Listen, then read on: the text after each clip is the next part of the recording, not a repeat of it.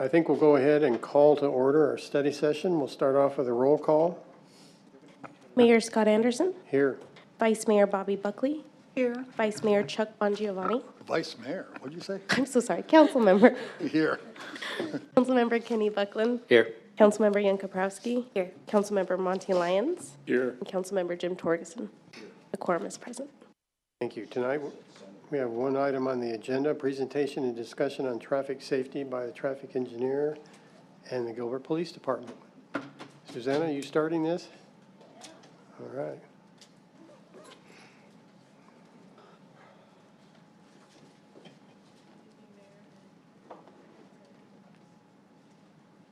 There we go. Thank you.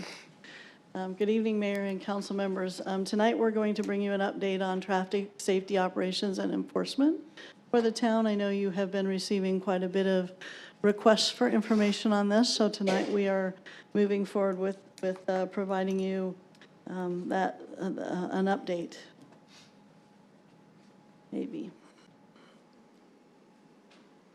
So tonight, we're going to give you our why for traffic, and we're also going to talk about 4 E's of traffic safety. And the E's really mean evaluation, education, enforcement, and engineering.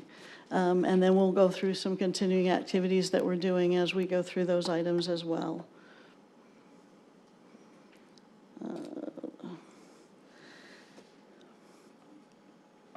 So collectively, the why for traffic, or from traffic MPD, because tonight's presentation will be presented by both the traffic and the PD group. Keeping the community safe and efficiently moving through our community is one of our whys. Parents need to get kids safely and efficiently to and from school. Employees and business owners need to get safely and efficiently to and from work. Patients and doctors need to get safely and efficiently to and from medical centers. We understand safe and efficient roadways are vital to Gilbert's continued success.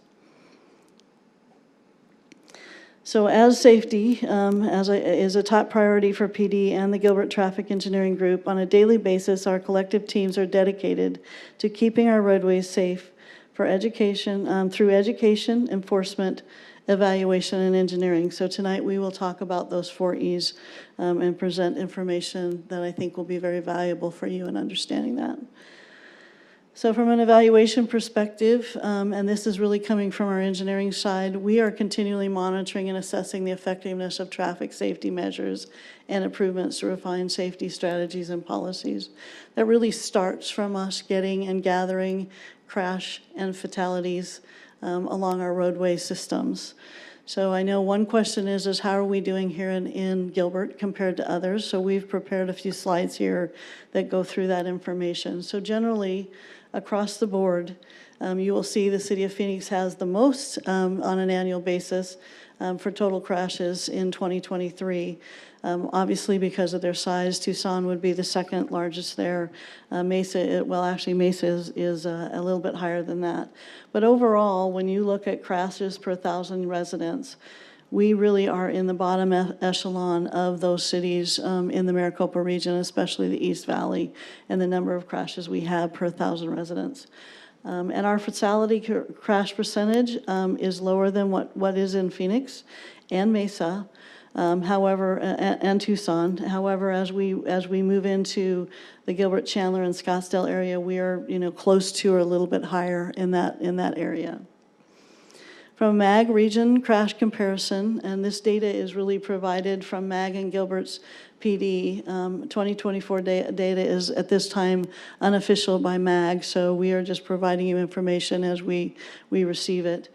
But on this is the total of crashes that you will see. The pink line in there is the MAG region per 100,000 residents, and the orange bar is the Gilbert per 100. So the takeaways from this chart really is crash rates and the region in Gilbert have remained the same since 2021.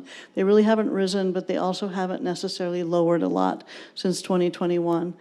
Crashes in Gilbert are about 42% lower than the region in this area. From a fatality perspective, what we see here again at that 100,000 per residence. MAG is seeing from 21, 14, then 22, 16, 15, and 13 to 24, pretty stable again across the line. Ours is almost very similar to that too, not raising, pretty much in that same area per 100,000 residents. Our fatality rate is generally 60% lower than what's in the rest of the region. Intersection crash comparison, again, is really kind of the area where crashes occur on a majority of the time frame. We're at approximately 80% of our crashes are recorded at or adjacent to intersections since 2021. So you will see that that is the same for us as it is in other areas, that our crashes do occur at intersections, and that's where we spend a lot of effort and time looking at. So the fatality rate in this instance, again, we are approximately 60% of our fatalities have also occurred at or adjacent to intersections, and the majority of fatalities related to speed and or failure to yield the right-of-way. And that information before was the same, so, excuse me, I'll get back there. So again, for 100,000 residents, we in 21 started with I did this wrong, sorry. 2021, 8, 11, 5, and 11 is the total that we had at intersections of our total amount of fatalities we had in the town. So again, I guess the real note here is the majority of fatalities are related to speed and failure to yield at those intersections. So I'm going to turn this over now to PD. They are the ones that record the crashes and the fatalities when they occur. So I'm going to turn that over to Commander Frost and have him continue from here. Thank you. Good afternoon, Mayor and Council. My name is Rob First. I'm a commander with the Gilbert Police Department, for those of you who don't know me. So when we're taking a look at the data and just looking at 2024, there's a lot of contributing factors that cause the crashes here in Gilbert. What we see, though, is the top contributing factors, as you can see here, are speed too fast for conditions, failing to yield the right-of-way, drivers making unsafe lane changes, and a small percentage of that is disregarded traffic signals. So in 2024, we saw this as the top reason for crashes occurring on our roadways.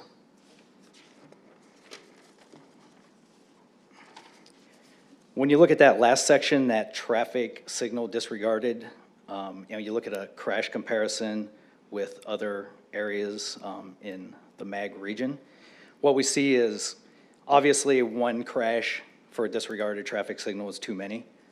We strive to enforce and bring those down. But by comparison to the MAG region, disregarding a traffic signal has been trending slightly down as a main factor. We saw a decrease of 88 in 2021 to 70 in 2024. So we are trending down when you're looking at that traffic signal disregarded. Taking a look at our motorcycle crash comparison in the MAG region, since 2019, there has been a 33% increase in motorcycles being registered throughout Arizona. Correlating to that number, Gilbert has seen about a 40% increase in motorcycle crashes since 2021. Motorcycle crashes in Gilbert are about 43% lower than the MAG region. And when we look at our motorcycle crashes, we're seeing that the majority of Gilbert motorcycle crashes involve speed, and vehicles who are failing to yield the right-of-way when turning left is the major contributing factors on our roadways. Wanted to also take a look at some bicycle statistics here between 2021 and 2024. Overall, since 2021, we've generally seen a decline in our motor vehicle accidents versus bicycles on our roadways, so that's good. We had a little uptick there in 2023, definitely brought it back down to 39 in 2024. The consistent hotspots for our bicycle crashes are probably ones you guys expect you're gonna see. They're Gilbert Road between Elliott and Guadalupe, so the Heritage District is a hotspot for our bicycle crashes. We're also looking at that Santan Mall District. You get Val Vista Drive between Pecos and Williamsfield, and Williamsfield between Val Vista and Santan Village Parkway. two biggest hotspots we've seen consistently during all 4 of these years for our crashes involving bicycles versus motor vehicles. So Susan talked about our 4 E's of traffic safety. One of ours is education. We want to educate our public. So Gilbert PD, we strive to hold public awareness campaigns and education programs to inform those who use our roadways about safe driving, pedestrian safety, and traffic laws. One of the ways we do this is we try to engage our citizens. There are a variety of ways Gilbert PD engages with the community. Routinely, we use social media for targeted campaigns directed at roadway safety. Our citizens can also reach directly out to us in a variety of ways through the Gilbert 311 app, the TIP 411, and the traffic hotline, as well as emailing us directly. Enforcement is obviously one of the ways that we also strive to ensure compliance by enforcing traffic safety laws to deter dangerous behavior. One of the main units that targets our traffic violators is the Gilbert Traffic Unit. They're dedicated to reducing serious and fatal collisions within our town. It consists right now of 9 day traffic officers and 1 sergeant. This includes some traffic reconstructive detectives that investigate serious crashes involving serious injury or fatalities. We also have 3 nighttime traffic officers and 1 sergeant who focus on impaired driving. We also have 3 civilian patrol technicians who assist by handling more minor crashes to clear up our roadways. So some of the ways we use education and enforcement strategies to reduce collisions are through some grant-funded initiatives for targeted programs. Some of these programs that we routinely use are school zone enforcement to ensure safety of students and staff, bike and pedestrian safety, which focuses on high foot traffic areas to ensure crosswalk safety and that drivers are not distracted and obeying laws for pedestrians in crosswalks. We routinely do these in the Heritage District specifically. We also focus on impaired driver detection. We utilize DUI task forces, holiday enforcement.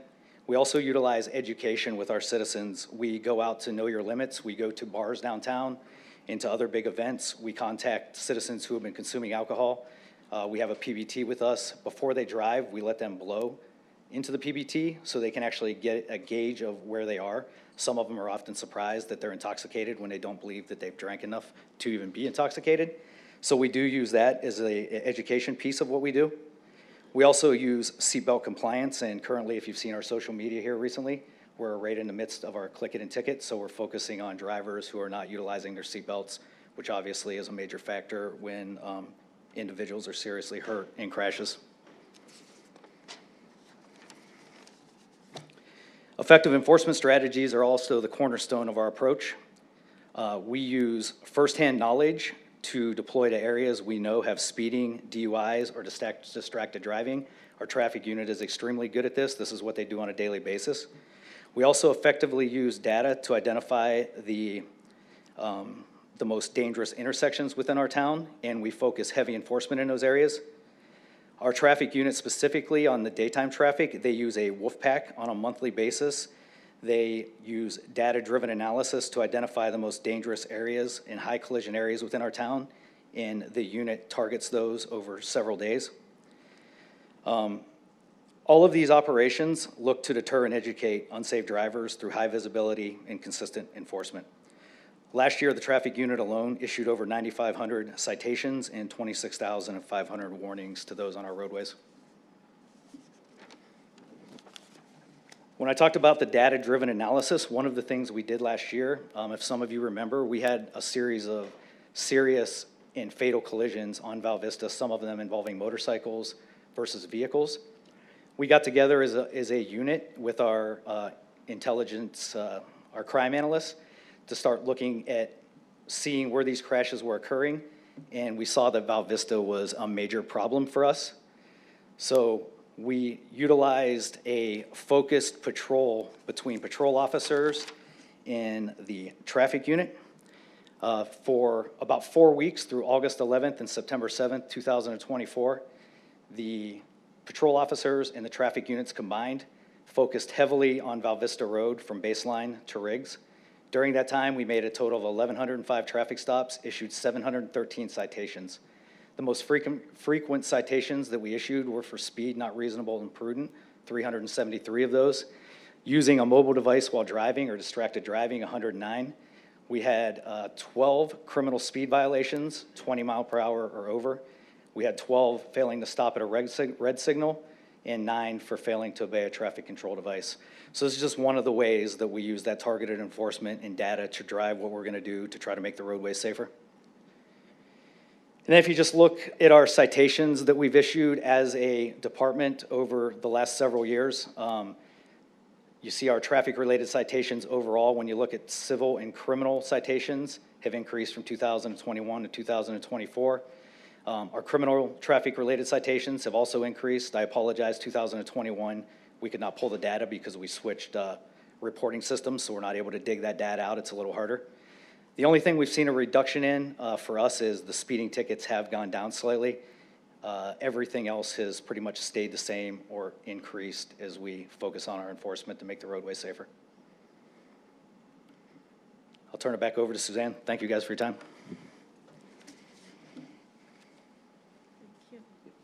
Sorry, my notes.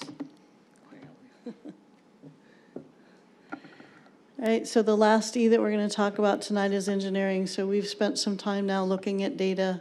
We've been looking through the enforcement and the education. There are improvements too that we can do to safety on our roadways that really do apply to engineering. And designing safer roadways and intersections, is a thing that our traffic group does on a regular basis. So several things that our engineering group does is they do perform safety audits, crash analysis, and speed analysis. They look at signing and striping in that to see if there are some improvements that can happen there. We do a signal retiming as well and signal preemption. Left and right turn lanes are some additions that we do as well to support and help with the safety in intersections. Positive turn lane offsets are also identified quite frequently. Signalization at our trail crossings and other improvements at our trail crossings to make them safe for our pedestrians and bicyclists going across roadways. We also look at some traffic calming strategies, and as of late, we've been adding some green bike lane paint on the pavement as well to identify proper locations of bike lanes. So from a signal coordination perspective, what we see is that we have been, since about 2019, working with MAG to identify areas where we can coordinate our signals. They are pretty much all have been looked at one time or another since 2019 and continue to basically be looked at on a regular basis to make sure that we're continuing to provide the best opportunity for our traveling public to pass through. In addition to that, signal clearance intervals, we have looked at what is the best way to add a red light and a yellow light in our intersections. And in most agencies, from a national standard, will basically go an all red time frame. In this case, in 2022, we standardized that clearance interval town-wide. It has taken us a couple years to set all of the signals within our town to do that, but they have all been retimed now to meet that national standard and the one that we basically put into consideration from East Valley cities. Some ongoing activities that we're doing beyond the just looking at normal engineering to increase the ability for our traveling public to pass through our roadways is we continue to look at technology. So we have about 4 or 5 different programs, software type packages that we have looked into to help improve some of our services in here. Most of these are in pilot projects right now. They aren't actually refined absolute systems at this point in time, but we are working forward with looking at each of those to say, how can they help us? The one that it seems to be moving most quickly through the process, and that is through some involvement with MAG, is the ATSBM software, which is helping us with some traffic analytics. We also have put some WaySync into effect on Higley, so we are looking at those and seeing how they can help us at this point in time. Our traffic team also is very, very active at the MAG level, where they take safety as precious as we do in making sure that we are doing what we can to keep our traveling public safe. So they are serving very heavily on the Aztec Committee, the MAG ITS Committee, and the MAG Safety Committee. In fact, tonight you're going to see we have some preemptive cameras that we are continuing to work on. We received some grants, and I will be looking to add some additional funds to that to make those improvements. So at this point in time, that's about where we're at from an update of where our traffic safety operations, enforcement, and education is going here for the community. Thank you. Thank you. Council, comments, questions? Councilmember Bongiovanni. Thank you, Mayor. We have a decrease in speeding tickets. Is that to assume we have a decrease in speeding? No, I think you have some factors. We have obviously our staffing over the last year or two. We've had a lot of retirements, things like that. We are building our staffing back up. We have also instituted some initiatives to get our officers more focused on proactive contacts and community engagement. So we've been working as an agency to get the officers focused back on traffic contacts of suspicious persons and just good community engagement contacts with our citizens and being more visible. So I think as an agency, we're driving back up towards where we want to go. I'm not asking for a police state, but I remember Gilbert was known, do not speed in Gilbert. Do not run a red light in Gilbert or you're going to get a ticket. Yeah. Everyone in this whole valley knew that, right? What do you guys need from us as a council to, as far as staffing goes, to help with this? Because I'm seeing, and we don't have the 25 data, I'm sure, but I'm seeing fatalities. I'm seeing 100% increase in fatalities in motorcycles. That's a separate issue I want to talk about. But what do you guys need from us to make the streets safer from drivers? Because Gilbert drives like they post on Facebook. Competitive, aggressive, and like selfies, it's all about them. And I know this, I'm a little angry about this, to be very honest with you. I know this because I ride my bike 60 to 70 miles a week in South Gilbert, and I have 2 close calls a week, and the odds are not in my favor. And I'm seeing people on phones, speeding, not knowing the laws, not knowing that it's not okay to make a right-hand turn in front of a bike, when they had the green. What do you need from us to change behavior? Mayor and Councilmember Bongiovanni, that is a very complex question, but I will do my best to answer that. Obviously, staffing does have an impact on that. Keep in mind, you mentioned the reputation of Gilbert, and you are correct. And our population has doubled, tripled, quadrupled over 20 plus years, from 60,000 in '95 to 292,000. And what the patterns you're seeing, I drove to Glendale today for a conference out on the west side, and I'm seeing the same behavior out there. So I think it is an Arizona issue. We have wide roadways in the majority of our communities. The population increase obviously is impacting as well. We can't enforce our way out of the problem. It has to be a combination of the 4 E's that we talked about tonight, between education, engineering, and enforcement. And that engineering is a key factor. If you recall, I believe we discussed Belvista and Warner was on the list about 2 years ago as a high intersection for accidents. We've engineered that, and I don't have the data in front of me, but that had an impact. So that's where engineering, those slight modifications can allow for more visibility in intersections and reduce that. Getting back to your question of what can you provide us to help enforce that, obviously staffing is a factor, but we have a lot of issues that we need to continue. It's not just traffic. We get complaints all the time about backups at school, people speeding, people wanting speed bumps in their neighborhoods. And that's, again, where we partner with traffic to evaluate what's reasonable. They'll do traffic studies to determine whether it's a good fit between signage and speed bumps. That's not always the best solution.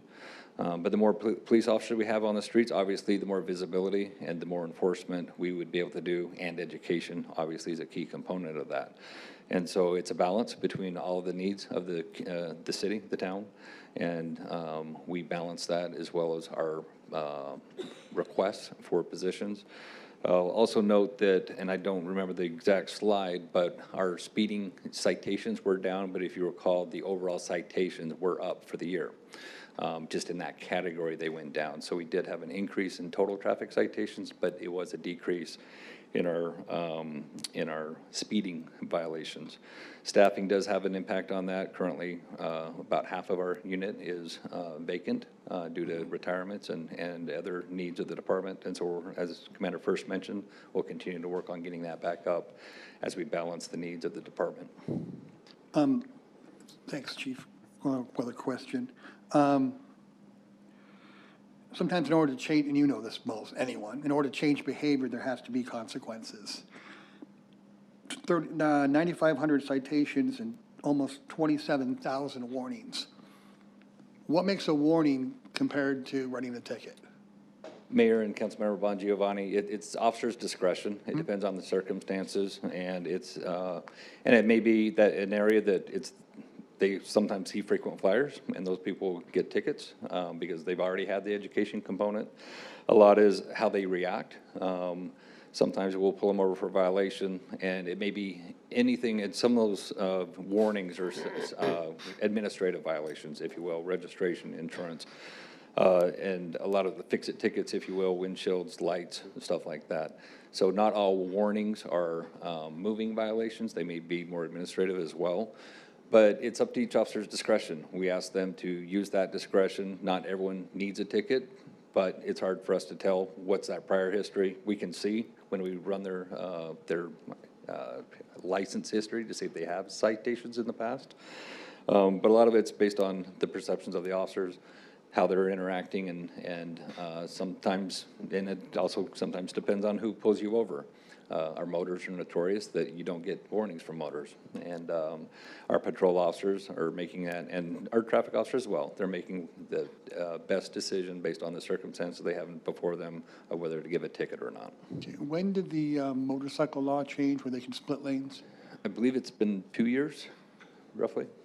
And is there a coincidence that deaths have increased in those 2 years? So my rough estimate, based on what I have seen and from the crash data, and from my observations personally, is we have not had any accidents while people are lane splitting. Right. If they follow the law, you can only lane split on a 2-lane or larger roadway. Traffic has to be stopped, I believe 45 miles per hour or less on the roadway, and they can only do it while they're stopped. The difference being is not that that's when the accidents are happening. The difference is from before, the motorcycles are now getting to the front of the line, so to speak. And so when they get the green, there's no one in front of them. Where in the past, they'd be behind 2 or 3 cars, they'd have to wait for the flow of traffic to get going, and they would have to go with the flow of the traffic that's in front of them.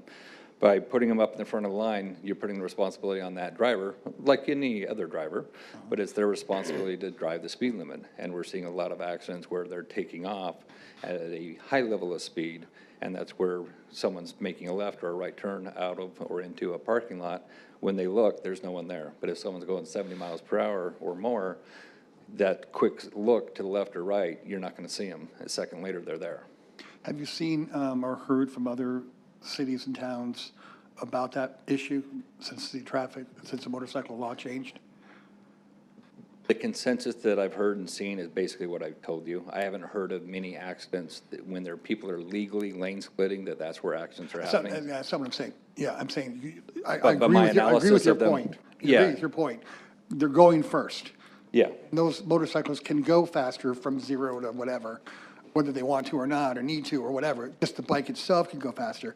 Are you seeing other cities or towns reporting that same situation?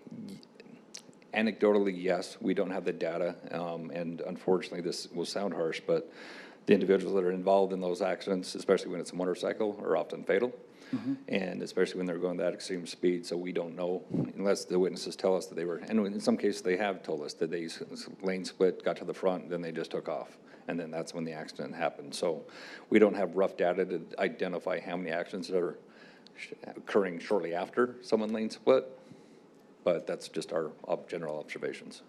If you could work on like getting some of that data from the other cities, I'd be interested in that, because I think as a body of government, if we're seeing an issue and that law change is creating more accidents, fatalities, and we're seeing that across the valley, we might have the responsibility to get together with other cities and towns to see if we can change, revert that law to save lives. Yeah, Mayor and Councilmember Bongiovanni, we can reach out to GOHS and see, and that between them and ADOT to see if they have any data. Other than that, we can see what other cities are seeing or reporting. Okay. I have some suggestions later, but I want to hear from the other council members. Thank you. Councilmember Buckland. Thank you, Mayor. So Commander, with the stat that speed sites are down, but the number one crash was recorded as speed too fast for conditions, am I safe in assuming that 9 years later after I retired, that's still a catch-all? So it doesn't mean those were high speeds. A lot of those are low speeds and mostly rear enders. Is that accurate? Yeah, Mayor and Councilmember Buckland, that's very accurate. Speed too fast for conditions doesn't mean that you're necessarily violating the speed limit. It just means that you're driving too fast at that time to avoid whatever is stopped in front of you generally. So speed too fast for conditions does not mean it's a technical speed violation, but you're traveling too fast to control your vehicle to avoid the collision. So that is a very high catch-all. You're correct. Okay, and most of those in the catch-all are rear enders still? Yes, sir. Like years past? Yes. Okay, thank you. Yeah, I think that can allude to we're not doing our job, but a lot of those I know from personal experience, they're really too close as they're approaching a red light or whatever it is, and then we're not paying attention, and they smack in the back of somebody. Chief had mentioned staffing being an issue. Just a comment, and it's going to hurt Councilmember Bongiovanni, but I agree with the chief completely. In the early 2000s, when I was the traffic sergeant here, we had 6 traffic officers. We were about 90 to 100,000 people. Now we're about 293,000. We've only added 3 motors. So I think as a council, we need to really embrace what we need to do to help bolster that staff so we can protect our citizens. We can support our chief, support our engineering team who has to, fight all the scientific battles, and our cops that are out there risking their lives. So I agree with that completely, and I think we really need to work on staffing to help you guys. One last question: are the motors? So in the past, motors in Gilbert were focused solely on traffic enforcement, not collision investigation. I know the CPAs do a lot of that. Are patrols, are they taking up the remainder of that, or is traffic units, are they now doing traffic investigations, so they're on the side of the road writing up a wreck, not out fighting traffic? Mayor and Councilmember Buckland, our daytime traffic motors do not handle accidents. We have traffic reconstruction detectives who handle serious and fatal collisions. They're part of the day traffic unit. They're in vehicles, but they are not, their primary focus is accident reconstruction and investigation to get the proper investigations done. Then I commend the leadership for that. That's the best way to fight that, I believe. So thank you. I have no further, Mayor. Thank you. Councilmember Lyons. You alluded to earlier staffing. I think you said you have 9 day officers and 1 night. Did I hear that correctly? We have 9 day traffic officers and a sergeant, and then we have 1 night sergeant and 3 night motors who are in vehicles that focus on DUI and impaired drivers. Okay. And maybe I misunderstood. I just want some clarity here. On the investigative side of it, are they part of the 9 and part of the? So if you break it down, when you look at our day traffic unit, the unit includes the officers on motorcycles as well as the officers in the construction unit. If you break that down, I'm sorry, the reconstruction unit. If you break it down, we currently have 6 officers assigned to motor patrol on motorcycles with 1 sergeant also on a motorcycle. The other 2 would be reconstruction detectives. Okay. And Chief, this may be a question for you. Have you guys done a study to determine what would be an adequate staffing level in order to reach a level of enforcement that you think is optimal for our community? Mayor and Councilmember Lyons, we've done staffing studies for all of the calls for service. We haven't focused specifically on traffic. I can tell you that our forecast has been and will continue to be to continue annually to add at least between 1 and 2, not only of the motors, but also our CPTs to do the accidents as well. We've added, I believe, 1 or 2 CPTs over the last 8 years that I've been here. It's on our list that we ask for each year, and based on the priorities of all of our needs, we haven't added to the motor unit, but they are overdue for additions, and we do have that scheduled in over the next 5 years, several to add. Plus, eventually, we would split off that recon unit and have that be a unit in itself, in addition to the day motors and the night traffic unit. But both need to be increased. Do you know by how much, though? Have you done a study to determine what that need to be? And the reason I ask this question is that speed is an issue in town. I live over by Higley, and the joke over there is the speed limit's 65 rather than the 45 posted. And my boys run PT in that area, and several of them, to Councilmember Bongiovanni's point, have nearly been hit running on the sidewalk. So, you know, I feel like there's a shortage there that we need to address, and I'd like, if you have some data to be able to pull that forward. If not, I think we need to be looking at that to be able to bring it to us so we have something concrete to look at. Mayor and Councilmember Lyons, I would agree to you that we do need to increase the traffic unit, but even with the traffic unit with 72 square miles, even if I tripled the traffic unit to 18 motor officers, we still need to supplement that with patrol officers. And of course, they're going to get tied up with all the normal activities of patrol. But in order to saturate the city throughout, we need to build on both sides, both on the patrol teams and the traffic units. But we can look at that and see if we can get some more specific data to hone in on that. I can show you what we have scheduled. But that's based on what our current levels are, knowing we need to increase it and spacing that out amongst our other needs. But it does take in a combination of both patrol and traffic units. And I'd like to see then an analysis of both and what would be considered optimum for a community our size and the traffic flow that we have. Yeah, and we can also look at comparisons, comparable cities of what they have, motor units, a ratio to our citizens and whatnot. Okay, thank you. As well. Councilmember Kaprowski. Thank you for the presentation.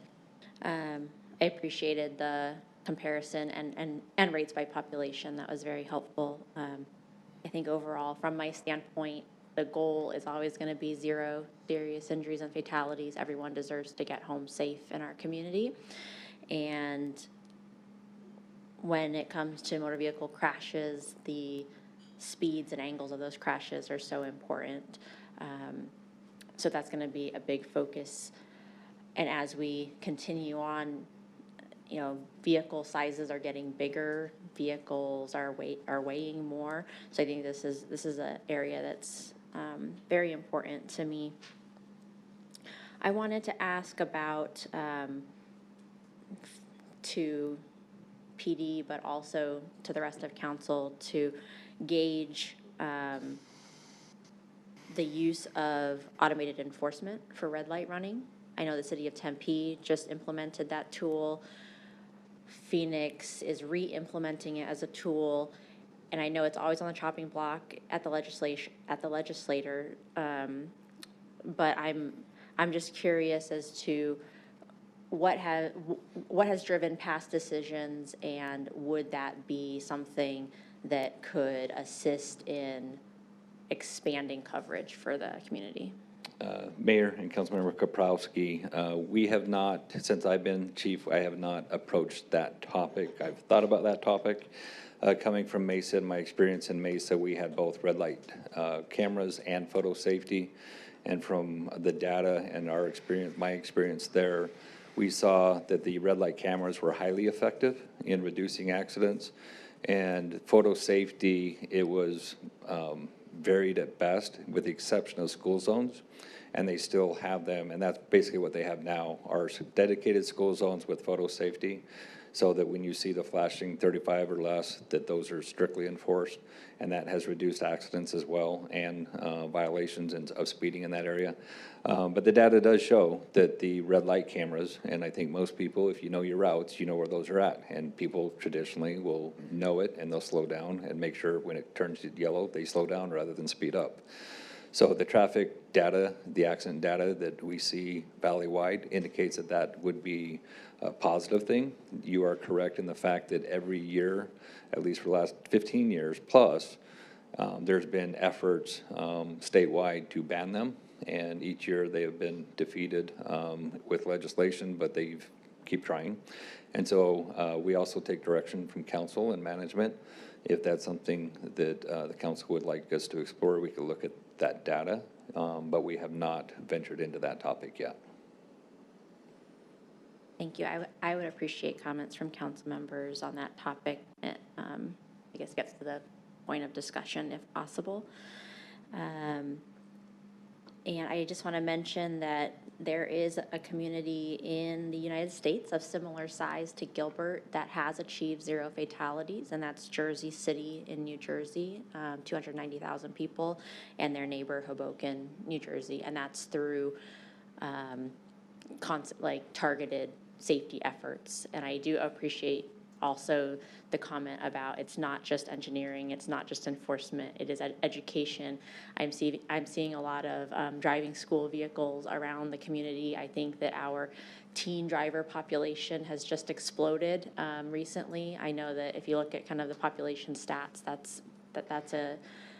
that's happening right now in Gilbert, and I think something that I hope parents will put their teen drivers and inexperienced drivers into driving school, because that's something that unfortunately is no longer 100% coverage through our schools. Thank you. Thank you. Mayor and Councilmember Kaprowski, I thought of something earlier when you guys were speaking. We talked about our population increase and how greatly we've increased, but also keep in mind, and I bring this up because I've seen the construction on 202 of how that traffic flow is greatly changed, and Lindsay Road right now is the main location between Gilbert and Val Vista that's not obstructed currently by construction. And the volume is just tremendous. And keep in mind, with all of our growth, Queen Creek, Santan Ranch, everything to the south and southeast of us, in order to get to the freeways and get to the metro area, they're coming through Gilbert. Most of them. Some are going through Mesa, but most of them are coming through Gilbert. And so that, in addition to our growth, the growth of other communities impacting our roadways as well. And I think that's where we're seeing on our traffic counts as well. It's not just Gilbert residents, obviously visitors, but people going across Gilbert to get out into the Phoenix area. Thank you. Councilmember Torgerson. Have you seen anything environmental or educational that has a great effect? I mean, because we're talking about, great, you can add officers, you can add cameras, it's budgeting, it's time, it's all those things. But the culture itself, the environment and the education of it, what have you seen that would actually change that? I mean, is it like your mom on the way out the door, drive safe? I mean, what is it that would change some behavior? Mayor and Councilmember Torgerson, I'll speak, and I don't know if Susanna wants to add anything, because I think a lot of that behavior is engineering. Because you change the behavior of the roadway, so to speak, that can have an impact. For us, and I'll have you reflect, you don't have to admit anything, but if you see a police officer on the roadway, you probably change your driving behavior, even if it's just to check and make sure you're not speeding, make sure you're not, you're staying in your lane. And I think that's the normal reaction when people see police officers. They do a double check to make sure I'm not speeding, I'm in my lane, I'm not tailgating or anybody. So there's that visual deterrent. But as we mentioned, if we added 200 police officers to the roadway, we'd still have people driving crazy. But that helps. Between education, social media, engineering, every little bit helps reduce that and that behavior. And we we talked about the education component. When we pull people over, it's not always a ticket. We talk to the person, we gauge how they react, we gauge the violation, where it occurred, what time of day, and do the best to either enforce or educate, and sometimes it may be a little of both. You may get a ticket, but we're gonna, you might be going 15 over, but we write it for 10. There's differences based on the fee structure that can cut them a little bit of a break, but we're still sending the message. There's a lot more that we could do, obviously with more people. Engineering-wise, I gave you that one example that traffic engineering had provided me for Val Vista and Warner, or excuse me, Lindsay and Warner is the intersection. I don't know if I said Val Vista before, but it's Lindsay and Warner. And they are continuing to look at different intersections, not only us, but ADOT. I know Jermaine and Higley, if I remember correctly, they just redid those intersections as well. So there's a lot of engineering part that does play a factor. I believe you guys got an email from a resident recently about left turn lanes around Morrison Ranch, of that difficulty of seeing around vehicles. And part of it is driver behavior, of positioning yourself in a location to best see. And if you can't see, don't go. And if it's nonstop traffic, you might be better off looking to the right and merging back into traffic and going around. But a lot of it's just driver behavior and changing that behavior. And so we're open to ideas, but it's got to be a combination of the 4 E's that we talked about. Vice Mayor. I would like to say that I am in favor of the red light cameras. So I think, I recall many years ago that there were red lights, and it did make me drive better. You know, I didn't like it, and I don't remember if I ever got a ticket, but so anyway, I just wanted to put that out there. My thoughts here, I like all the ideas that have been put out here. What I would like to see is, when you do this data, I want to see the numbers and the cost, the budget. So I want to see the budget numbers of what doing all of these, you know, different items, so that gives your department the information to know maybe what you can investigate more that we might want to do or not want to do because of the cost. Because, as you know, we've been working several years to get our officers in the right numbers and everything. And this is great to talk about this, but we also want to make sure we have the budget and the numbers to go with it. And let's see.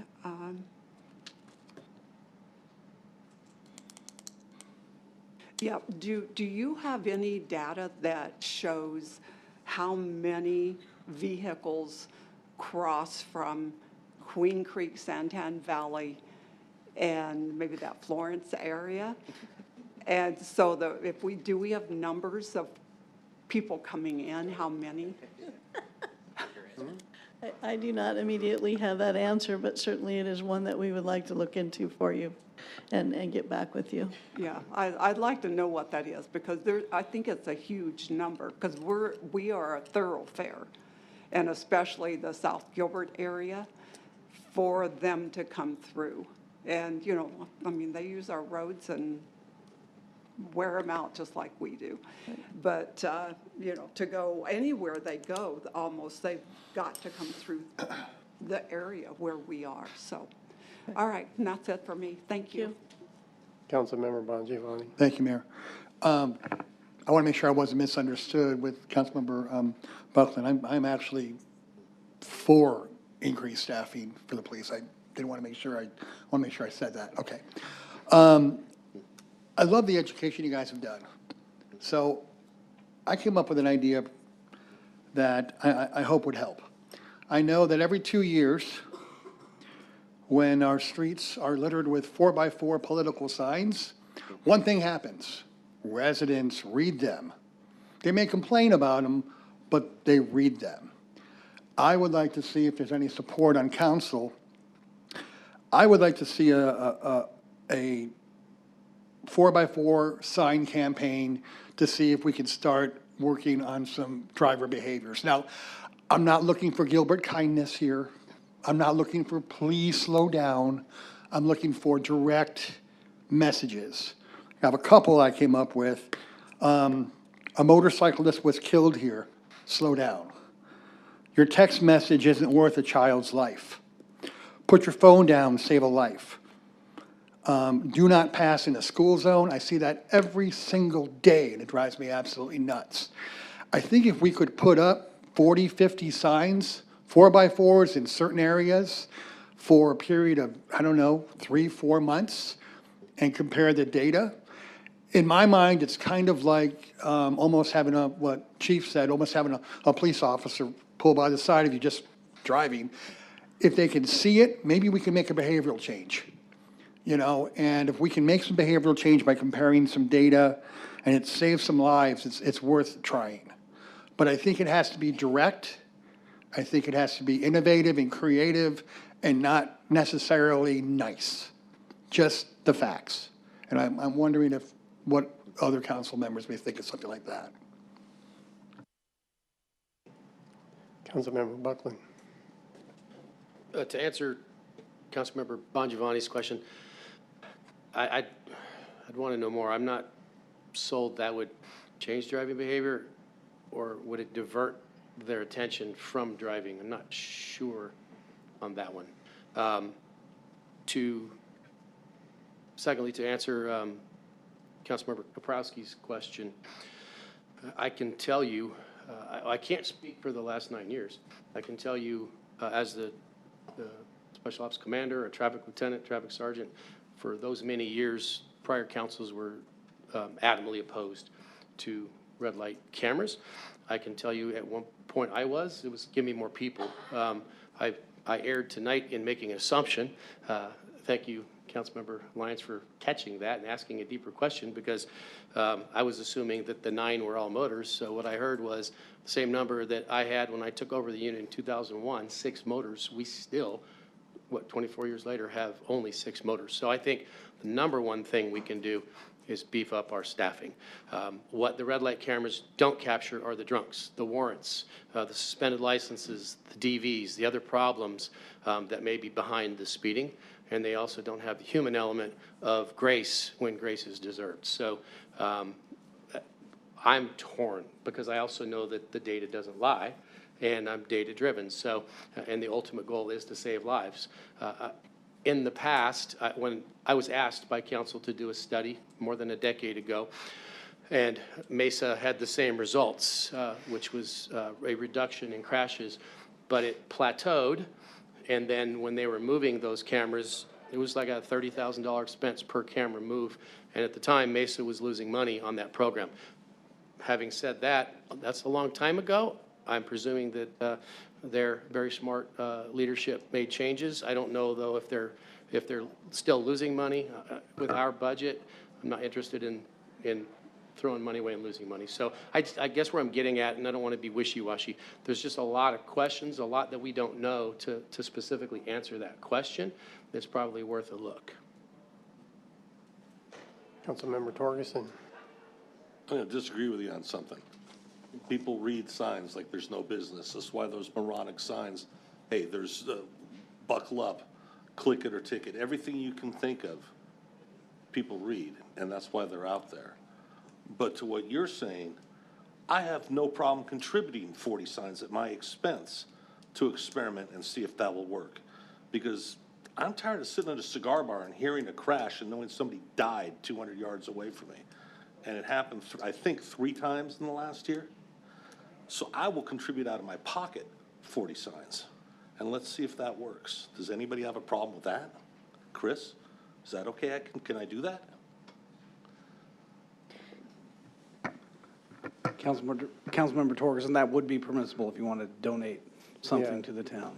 I'll do it. I think something to consider, I don't know, is we do have a sign code, and so we would have to, if that's the council direction, I'll defer to Patrick on that, work within the sign code, right? Or we can, Signs and rights of way and things like that. or we can write an ordinance for special circumstances?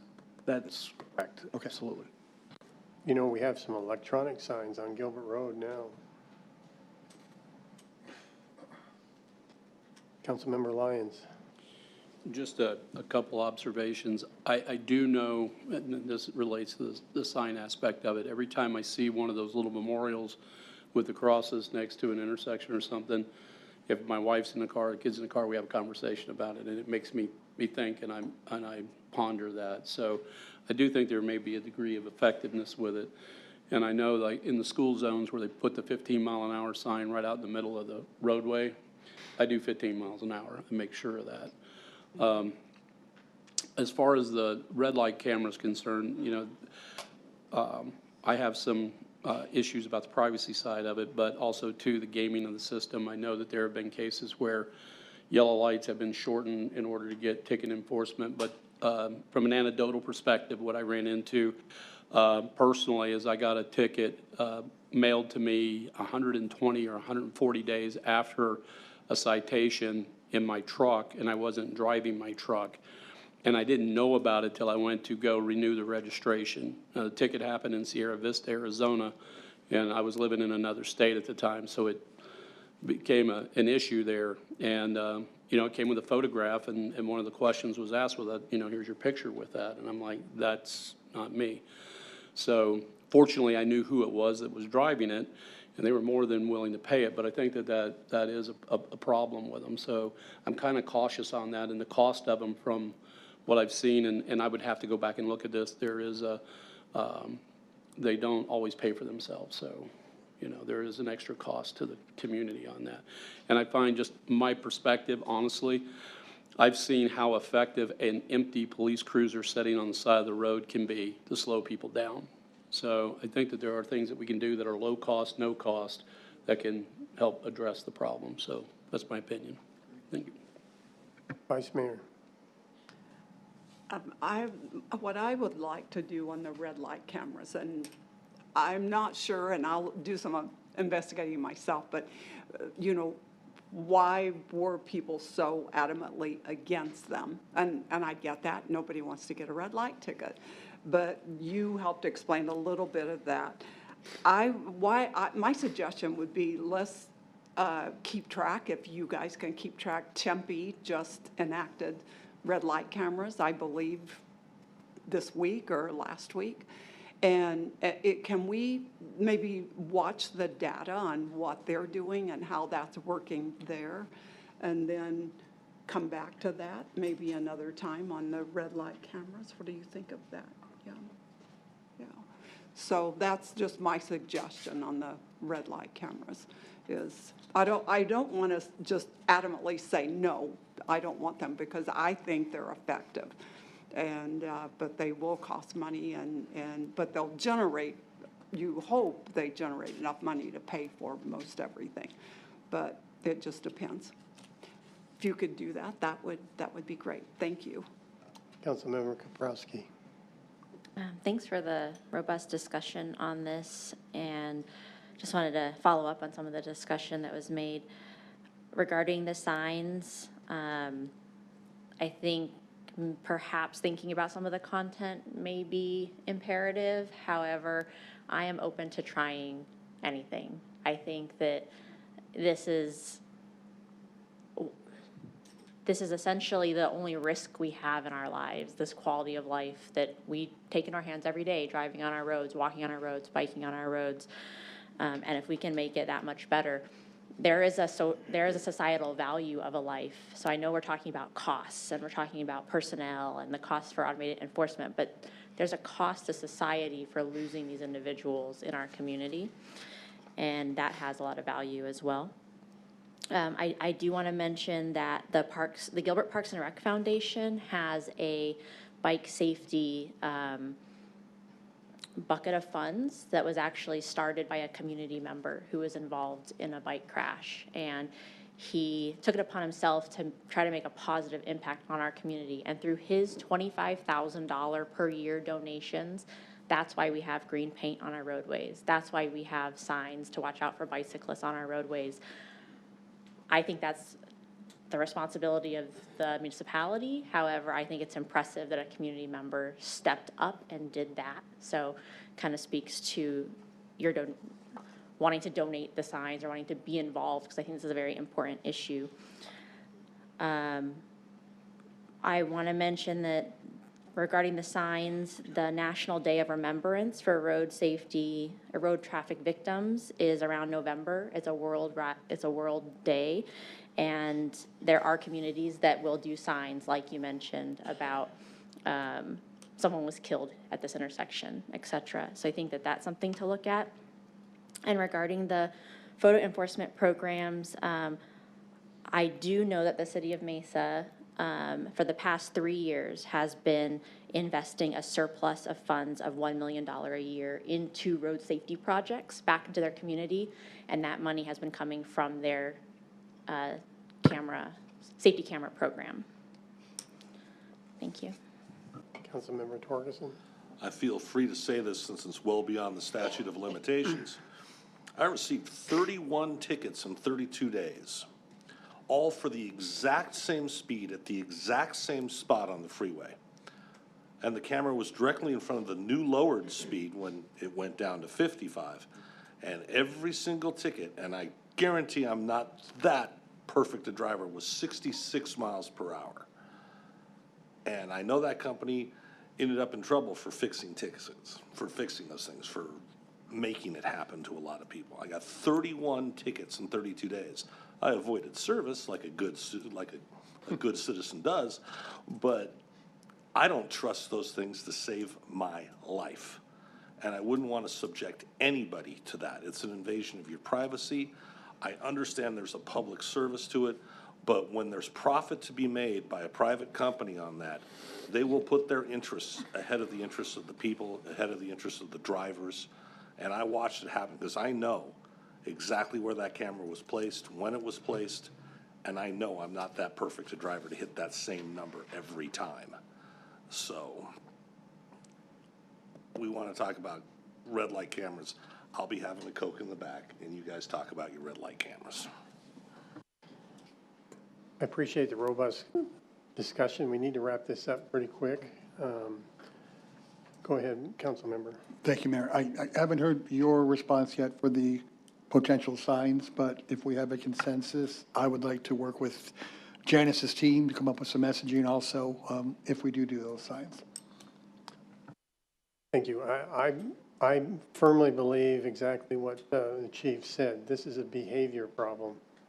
And whatever we can do to change behavior, it's an operator issue.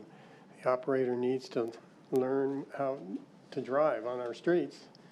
And if it's signs or if it's red light cameras, whatever it is, that'll change behavior, that I'm in full support of that. The other thing that I haven't heard discussed tonight were trail crossings at streets.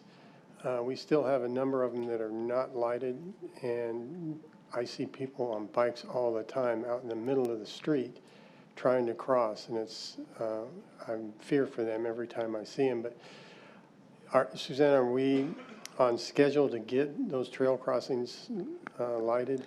Yes, we are. We're working through, I think, 5 or 6 of them right now and trying to get them through the design and moving forward. We did have some challenges that they don't normally meet the normal distance away from an intersection because the trails don't always line up exactly with our grid system.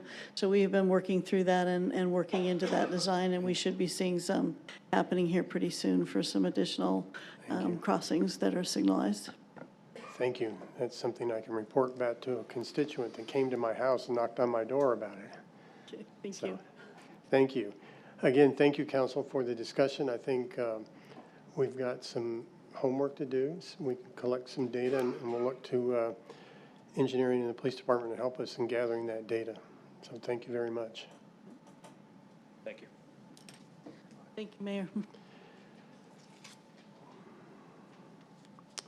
I'll need a motion to adjourn our study session. I make the motion to adjourn the study session. We are adjourned. We'll reconvene in council meeting in 3 minutes.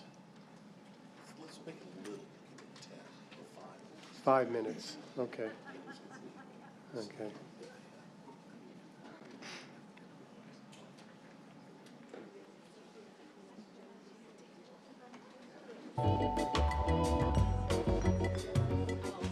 Welcome to Town Hall, and thank you for attending a Gilbert Public Meeting. Here are a few things to know. The meeting will be held